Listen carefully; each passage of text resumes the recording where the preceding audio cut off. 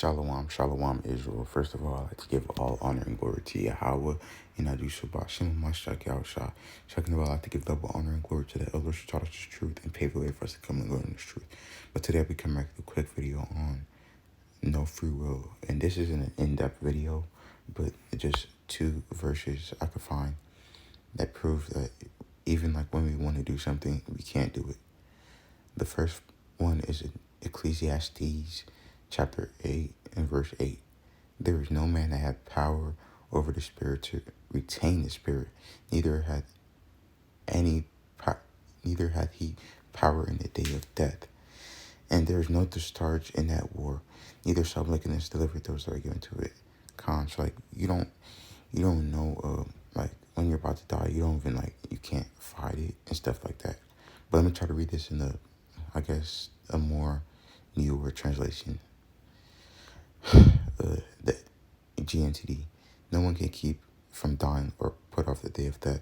That is the battle we cannot escape. We cannot cheat our way out of it. Verse 8. As no one has power over the wind to contain it, so no one has power over the time of the death.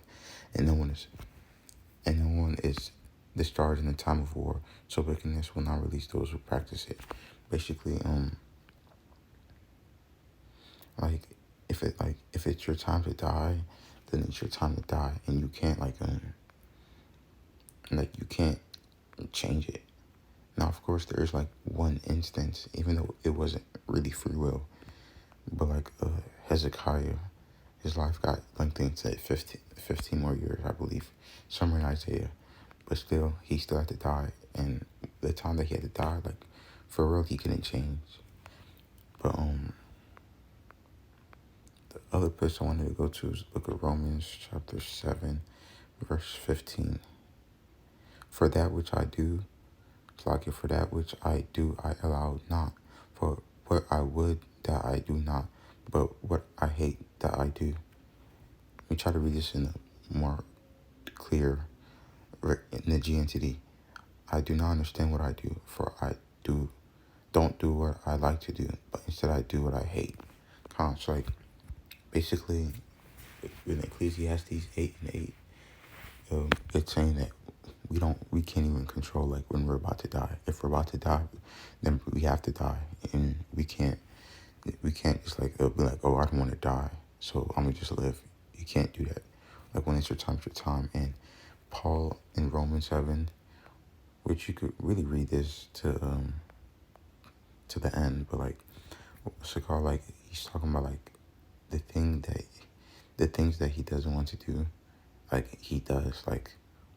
Obviously, if you're watching the video, then more than likely you don't want to be in sin, and you wish you could be sinless, but that's just not the case. Sometimes the things that we don't like to do is what we just do, and the things that we want to do is sometimes something that we just cannot do. We do not have the ability,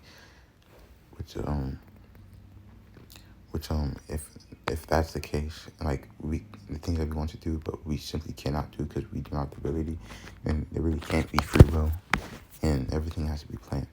And I know this isn't the best video to break down the free will doctrine and dismantle it, but this is still something you can add to your arsenal.